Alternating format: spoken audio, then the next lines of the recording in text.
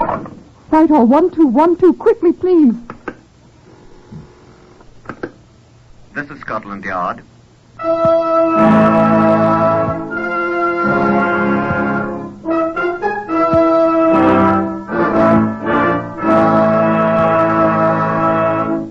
For the first time in history, Scotland Yard opens its secret files to bring you the authentic, true stories of some of its most baffling cases. These are the true stories, the unvarnished facts, just as they occurred, reenacted for you by an all-British cast. Only the names of the participants have for obvious reasons been changed. The stories are presented with the full cooperation of Scotland Yard. Research on Whitehall 1212 was prepared by Percy Hoskins, chief crime reporter of the London Daily Express. The stories for radio are written and directed by Willis Cooper.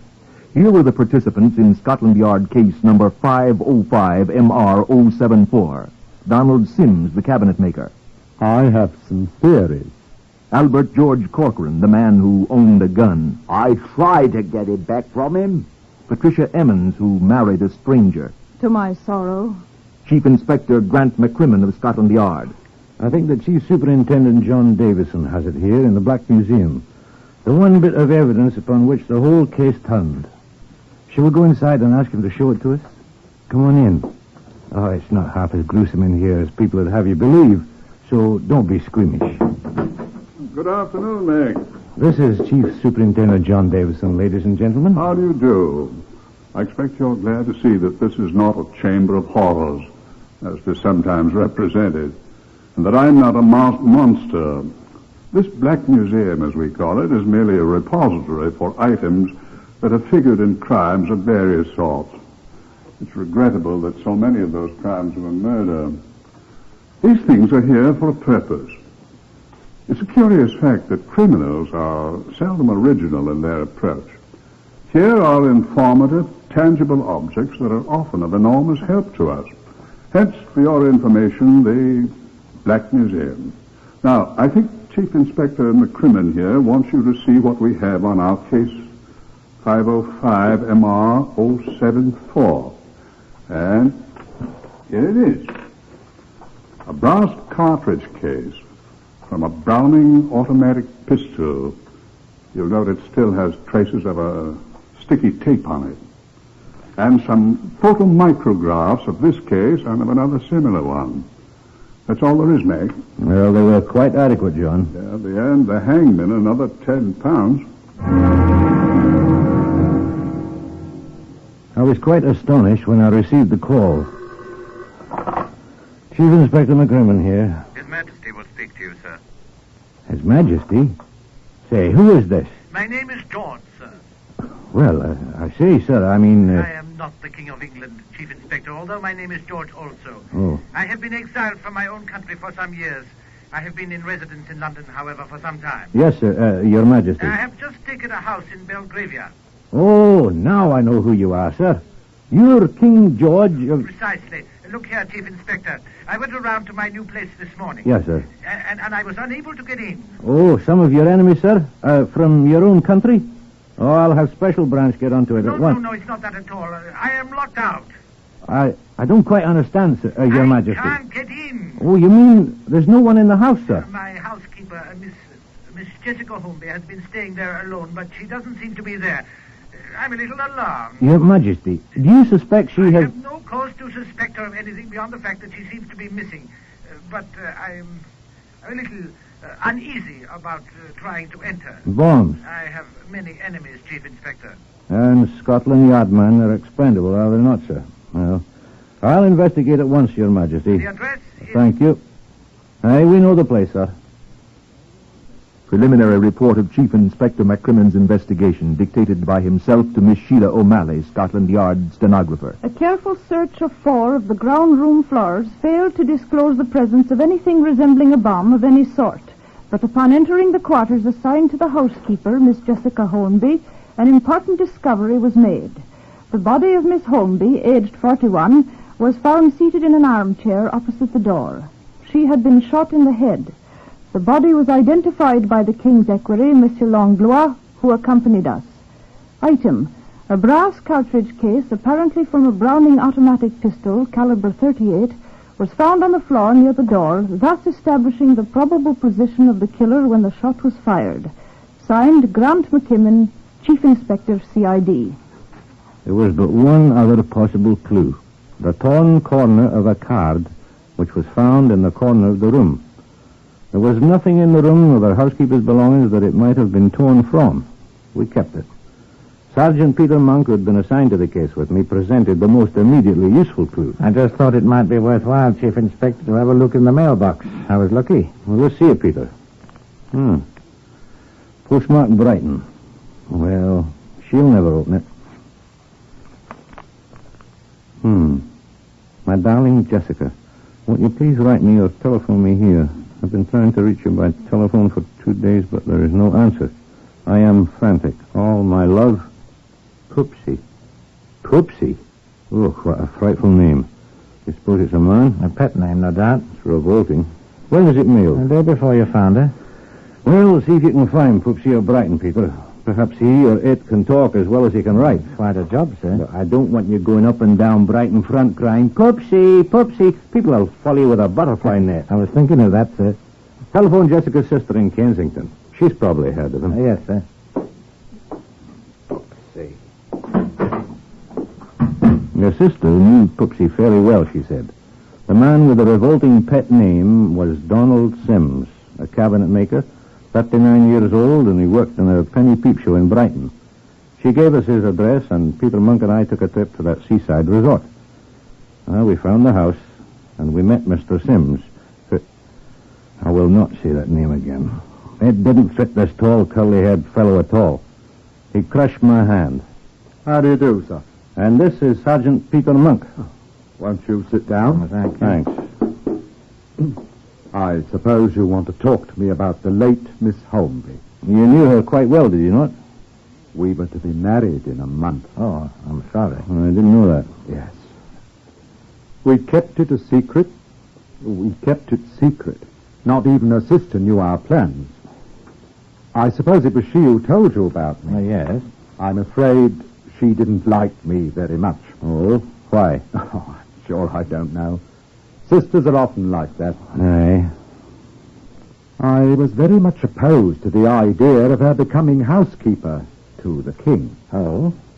So many odd people about, you know. People with grievances and all that. I thought it was dangerous being there all alone and whatnot. Dealing with foreigners. I see. I'm very much of the opinion that one of these foreign people is responsible. Aye, we considered that. We're making a thorough check of everyone who visited the place. I hope you are. How long had you known Miss Holmby, Mr. Sims? About 8 months, I think. It was rather a case of love at first sight. Mm-hmm. We were very much in love. Were you in the habit of visiting her often? Oh, quite frequently, yes. But I've been very busy recently, and I tried telephoning her instead.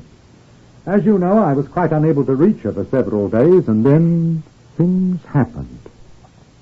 If I'd only gone up to London, I might have been able to prevent it, at least. I keep thinking so. Well, I misdoubt you could have done anything. I would have given my life for her. Well, I loved her, gentlemen. Your wedding plans were almost completed then? Yes. I'm most terribly depressed about all this, gentlemen. I can sympathize with you, sir. Yes. Could I offer you a small libation, gentlemen? I have a fresh bottle of Glenlivet in the cupboard. Well, thank you, no, sir. I never touch it, sir, thanks. You don't mind if I do, then? No, not at all. I've done nothing but sit here in my room and drink. All alone, since I heard of this. I'm a little surprised that you have not yet been up to London, Mr. Sims. Huh? Yeah. I couldn't bring myself to go to that place where she died. Are you sure you won't have a small libation? Thanks. We must be getting back to London. Oh, surely you don't have to go at once. I'm afraid we must.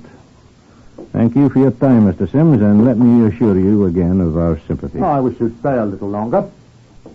I have some theories I should very much like to pass on to you. Well, we should be talking to you again, sir, I fancy. What? If we discover anything more, Right, we may need your help. Oh. Well, Slanters more, gentlemen. Schlanter. Hey, come along, Monk. Right, sir. I'm sorry you gentlemen won't join me in a small libation. No, thank you. We shall undoubtedly be seeing you. Find the assassin of my love. Hey, we shall try. Good afternoon, sir. Good afternoon, Mr. Sims. Oh, goodbye, gentlemen, and thank you. Pupsy. Dreadful, isn't he? Well, he'd impress a woman. Let's walk over to the seashore and see how he impresses some of his fellow workmen. You're suspicious of him, aren't you? I'm trying very hard not to be suspicious of him, Monk's old boy. We tramped along Brighton front with the din of the dance band in our ears for a good while before we came across anyone who knew Sims well enough to discuss him with us. At last, a Brighton rock huckster at whose place of business we stopped admitted knowing him well. Yes, I know Johnny Sims. I knows him well enough that I don't want never no dealings with him. Not no dealings what so bloody ever. What's he done to you? Plenty. Brighton Rock! Who'll have Brighton Rock? Take a bit of Brighton Rock home for the kids, missus. Only a bobble stick. Chip. Plenty enough, mate. What? Well, I can't prove what he done to me, but I can have me suspicions, can't I? He won't pay me, and I don't hold with fellas what commits bigamy anyhow. Bigamy? Huh? Well, it ain't no secret, I'm telling you, mister. He got out of the Stony Lonesome not a year ago for marrying a bit of fluff in Nottingham, when he was already the husband and father of 3 kids and living with them right here in Brighton. Yeah. Take home a bit of Brighton Rock for the family. Here you are. Only a bobber stick. Only a bobber stick. He was in prison? For bigamy, as I said. Ain't no secret around here. Are you sure? Well, ask anyone around here about Poopsie. He's a bad lot, mate, if you asks me. Well, that's very interesting. Yes, indeed. Him and me used to be friends thick as thieves, we was, but not anymore, take my word for it. Not since he stole my gun. Stole your what? My gun, mate. My Browning automatic. Oh, it was quite legal. I still got the license. That's all I have got. He took a fancy to it, he did, the stinker. Borrowed it from me. Last I ever seen of it, the dog's body. Claimed he lost it. He didn't pay you for it? Not Poopsie, not him. Claimed he ain't got no money. What caliber was this gun? Eh? Oh, 38. Interesting, huh? I bought the gun because I rather fancy target shooting, see? Had a chance to fire it only twice, down at my place over there on the Downs. He was with me. He liked it, so he borrowed it from me. Last I seen of the thing, I bet he still got it somewhere, hoping to sell it. My gun! Well, thanks very much, Mr. Corcoran, sir. Albert George Corcoran, later the Loyal Regiment, now reduced to selling Brighton bloody rock and starving to bleeding death. Well, I'll take a stick, Corcoran. Oh, here you are, sir. You. I'll have one, too. Thank you, sir. Here you are. I say, sir, and why was you so anxious to know about Poopsie Sims? Does everyone call him by that revolting name? He calls himself that, sir, the hog. Fair turns your stomach, doesn't it? Yeah, it certainly does. Was you thinking of employing him, sir? They say he is a good cabinet maker, but Christ, what a stinker. Well, I don't think we shall employ him now, Corcoran. Oh, you'll come to a bad end, sir. You know, I'm inclined to agree with you, Corcoran. We walked to the nearest telephone box, and I called London, Whitehall 1212.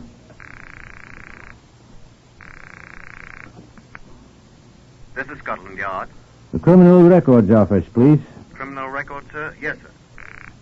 Sergeant Hammond here. Criminal Records Office. Hello? Hammond? Chief Inspector McCrimmon here. Oh, yes, sir. Who are you? Say, what do you have on a fellow named Donald Sims of Brighton, sometimes known as Poopsie? The bigamist. I remember his name. Something about him quite recently. Just hang on, sir. Now, look, I think he's wanted, sir. Why, how very delightful, Sergeant. Hi. I'll wait. What's up, sir? Our Poopsie's a bad boy, it seems. Worse than we think? Well, I'll tell you in half a moment. Are you there, sir? Aye? He's wanted for check fraud, sir. Traveling in rather high society, too. Well, how is that? One of the checks he fought is on account of royalty. That King George. Oh, that king that's just taken a new house in Belgravia? Yes, sir. He's got the chief equerry for £400. Say no more. Monks and I will fetch him in, full of dew of Glenlivet in 3 hours' time.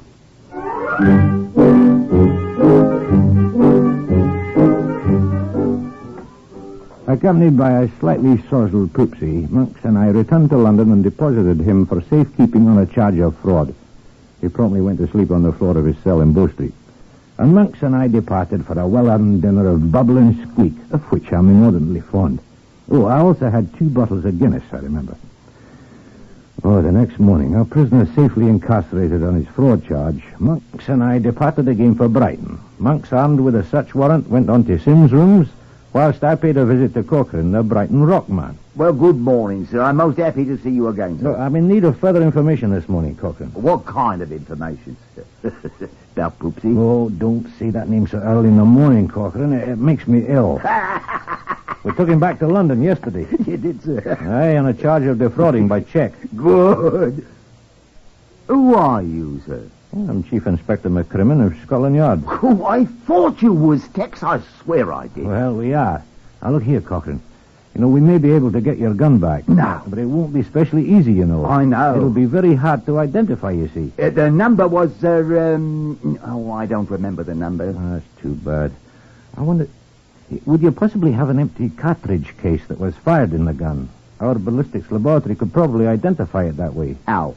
Well, the firing mechanism always leaves marks on a cartridge case that are quite different from those fired by any other gun. Sort of mechanical fingerprints, eh? Exactly. You see, no 2 guns in the world leave the same marks on the base of a shell. Let me see now. I did have one, I know. I only fired 2 rounds with it before Poopsie borrowed it. I had one. Well, now, what did I do with it? You got it at home, perhaps? No. I had it here. Now, what did I do with it? Oh, come on, man. Think hard. I am thinking, sir. It's in your pocket, perhaps. No, I carried it for a long time, then I had some use for it. Let me see now. Oh, I know where it is. Good. Oh. Found it. Let's see it. Here it is. See, I used it for a spool to wrap this here sticky tape around. It was just the right size. I see the mark she was talking about. Here, where the firing pin struck the primer. Are you sure that's from your gun, then? I swear to it. Hope to die, sir. You may have to swear to it. Or ain't no doubt about it. I'll match the gun all right. Every little mark it will. Here, sir. Let me take the tape off first. Oh, never mind. It's all right this way. Now, I wonder. One more thing. Yes, sir.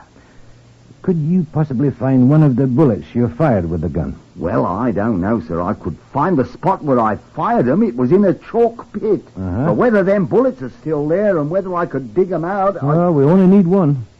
Sir... Aye? I know why you want that bullet.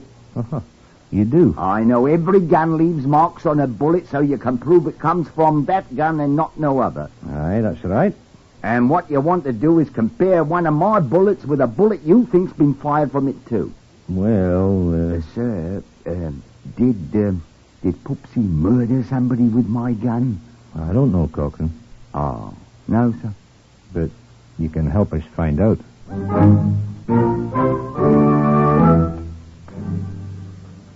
Sergeant Monk's painstaking search of Sim's rooms failed to discover the missing Browning pistol. But in a pocket of a jacket in his cupboard, Monks discovered a torn, crumpled card. It was the announcement of a marriage between Donald Sims and a Miss Patricia Emmons of Nottingham. So we telephoned the Nottingham police asking them if it would be possible for Miss Emmons to come to London to see us. She was waiting for us at Scotland Yard when we returned. Yes, I married him. To my sorrow. And you did not know that he was married at the time? No, I did not. His wife died during his bigamy trial. Did you know that, Monk? Yes, sir. I discovered it today. I discovered a great many things about him. Oh? He's a bad man.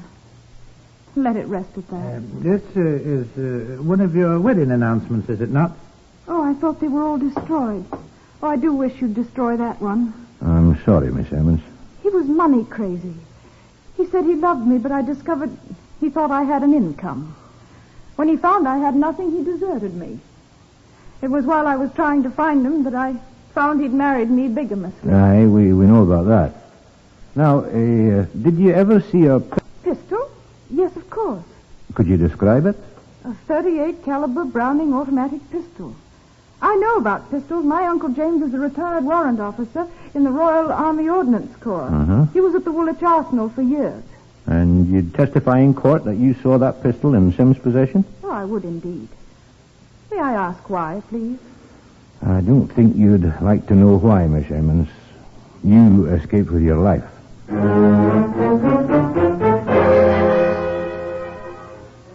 The cartridge case that Cochrane had given me, you know, the one that you saw in the Black Museum with the remains of sticky tape still on it, had been sent to the ballistics laboratory when we returned to Brighton. Kenneth Ogilvy, the technician, telephoned me asking me to come up, which I did, and he sat me down before a binocular microscope. I hope your eyes are normal, Chief Inspector. I've adjusted the eyepiece to mine. Oh, I'm 20/20. Good. Now, this is a comparison microscope, you know. Here on this side... No, don't look in the eyepiece yet. Oh. This one is the cartridge found at the King's house with the victim. Aye.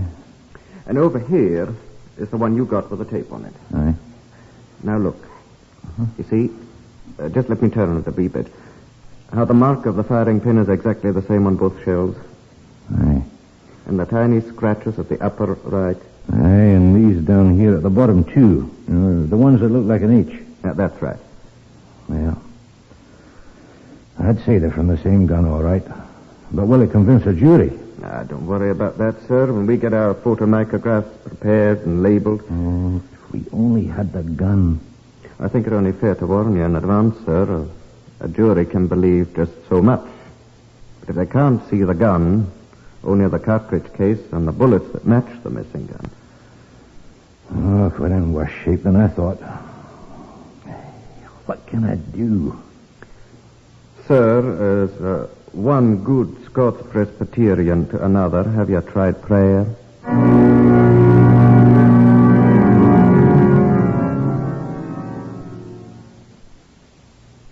I'll not tell you whether or not I prayed. You can judge for yourself by the results. But on the theory that the greater crime is the more important, Donald Sims was sent to my office at New Scotland Yard instead of the police court where he was to be examined in the forgery case. He sat before me at my desk. Monk was in a chair beside me, and Miss Virginia Emmons sat in a corner of the room. Now, Sims was quite self-confident. You can't cross-examine me. You know better than that, McCrimmon. I'll overlook your rudeness, Mr. Sims. I have no intention of cross-examining you. I have no questions to ask of you. Oh, what about your pal there? You. I don't want to know anything, Sim. Oh, what's she here for, then? Who, Miss Emmons? You've got nothing on me any longer, Virginia. I paid for it. She'll ask you no questions. McCrimmon here. Who? Cochrane. Oh, he has. Good. Good. Well, send it up to Ogilvy in the ballistics laboratory, please. Aye. All right. Thank you. He's found the bullet, Monk. Uh-huh. Oh, Cochrane. What? No. But... Look here, Mr. Sims. This is a scrap of paper found alongside the body of Miss Jessica Holmby. This scrap exactly matches the torn wedding announcement Sergeant Monk found in your jacket pocket in your rooms. These comparison photographs show two cartridge cases. One was found at the scene of the crime. One was fired in a pistol which formerly belonged to the man Cochrane.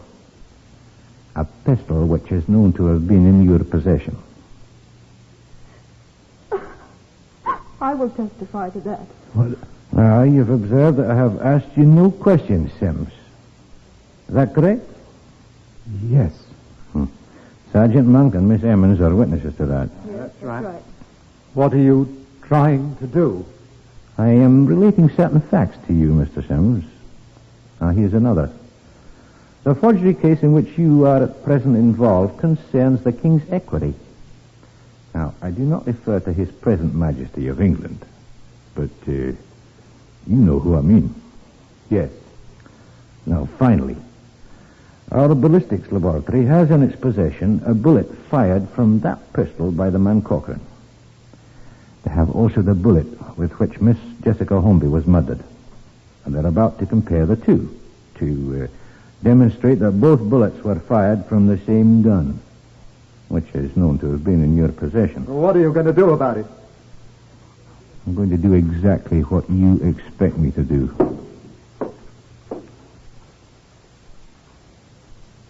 Donald Sims, I arrest you for the willful murder of Jessica Holmby. And I warn you that anything you say will be taken down in writing and may be used in evidence.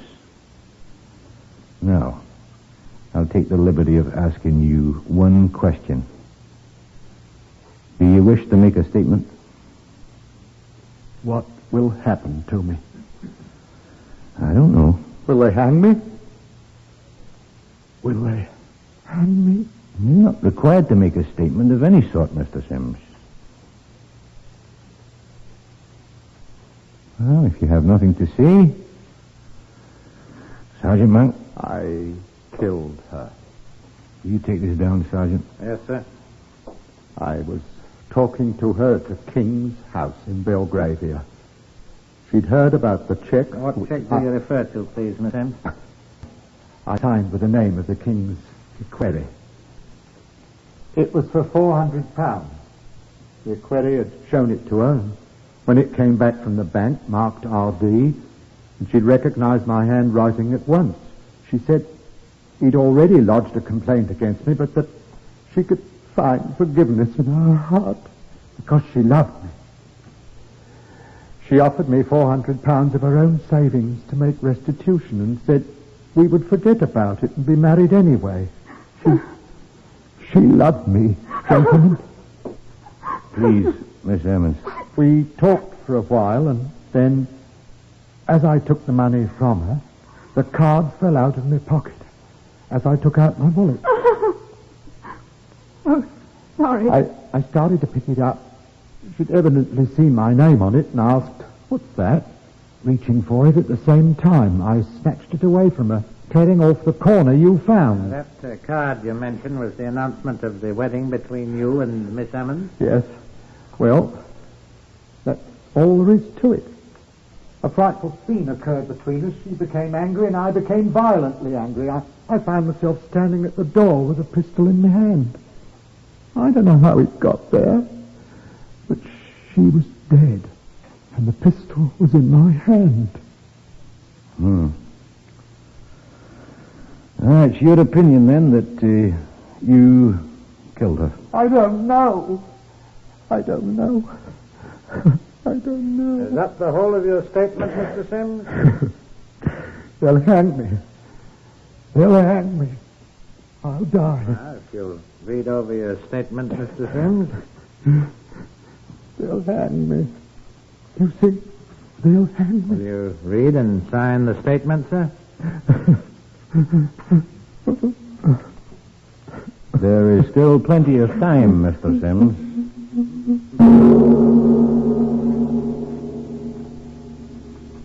Time ran out on Donald Sims.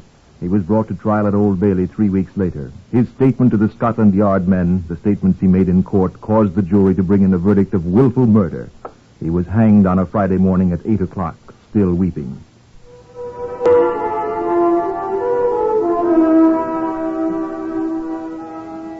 You have heard the ninth in the series Whitehall 1212, adapted from the official files of Scotland Yard. Research is prepared by Percy Hoskins of the London Daily Express. The stories for radio are written and directed by Willis Cooper and produced by Collie Small and Jack Goldstein.